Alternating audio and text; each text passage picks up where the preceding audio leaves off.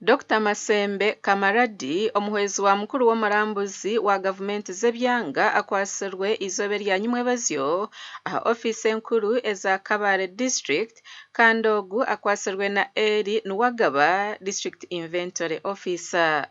Aba nibegita Haribeda Mwebesa mukuru w'ebyamasharura aha bwa Kabale District okwasirwa mu weekendi. Kandi abakwatwa kw'abantu kutandikira nyumwebazyo kutandikira na mukuru wa production wa district ya Kabale niwo kwasirwa nyumwebazyo mwazyo erizoba hakwatwa urukurura ibyo kwakira ibintu bikubana bitaho mu district ninga show inventory ninga stores ibintu byahiza kwija wari umuntu uri kubi receiving kandi umuryabo hakwatwa n'umuntu obire na rugo ministry ya local government hati abantu aba bakwatwa cyabakwatsa no kugira ngo hakabaho project y'abantu ababiri bide kurgumbisharira abantu ababiri kurgumbisharira bakabine kuhabwa entezo zikani zingana ente bishatu 9 so ente bishatu 9 project kuyatandikire batandika kuzireta bareta wente 297 zonka konke mpapurizi ruho zibenizoreka ngo ente zona zikije ente zona bishatu 9 zikije kandi tukugira ngo nababonka bakwatwa abo kuba washanga nakawo wagenzere nawe na confirminga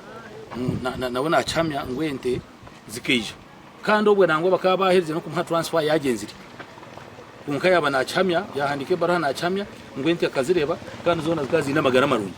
icyo ni kintu kiri kutangaza mnonga. Green Climate Fund Project ekatongozibwa omu district ya Kabale omwaka ogw'2024 okuhwera abo abarugire omu bishara bekundire okubona eki batandika kukora. Eki kikakorwa nkagumwa miringo eyokurinda ebyobuhangwa.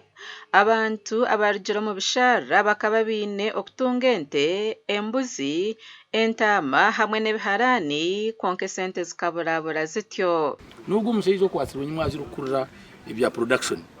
nawe nakugambira nakugira ngo ente hakije ente 297 zonka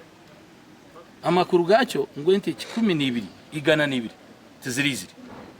hati uriyo bya stoha nakugira ngo ente igana 2 tizirizire uriyo wa production nakugira ngo ente igana 2 tizirizire konkati nkumanya ecyabaharize kusayininga yaba na mukama wabo no yabagize ngo basayininge ecyo tuturukimanya konka no wabo mukama wabo akaba yaherize kutunga transfer kurugahano bakamutransferinga ibirabiri na bishatu kandi barhan turiye handikirwe biro 13 ibya December. Now hata hasigara yo ndijo internal auditor na wakasayidiga